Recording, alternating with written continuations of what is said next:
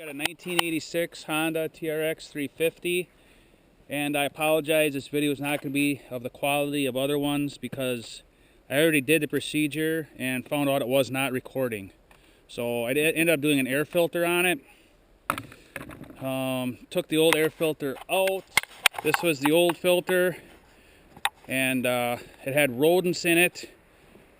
This is what the filter, there's a spot in here, yeah, it's wore right through into the spark arrestor screen.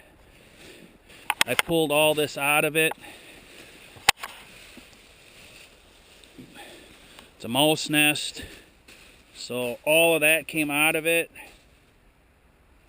Pulled it all out, and yeah, so what you got to do is this bracket comes off.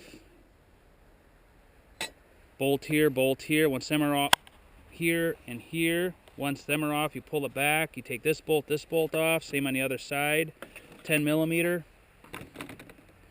And then what you do is you take off this one clamp, you loosen it up right there, and you unloosen just this clamp up, just that one.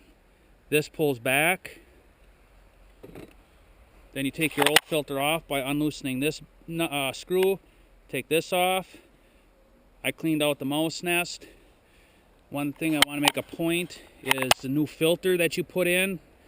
A lot of times they do not come pre-oiled, so I had to pre-oil the filter. I got rubber gloves on and kind of put it on and worked it through the foam. The oil is actually what attracts the dirt to the foam. So got the filter put back on, and we call it done here. Like I said, I didn't show the procedure because I wasn't recording. Usually I go start to finish everything, and on this case I couldn't do it.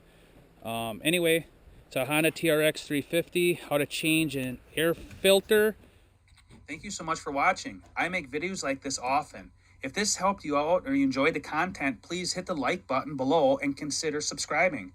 Please also consider donating using the link in the description below, which helps keep this channel going. Hope to see you in the next video.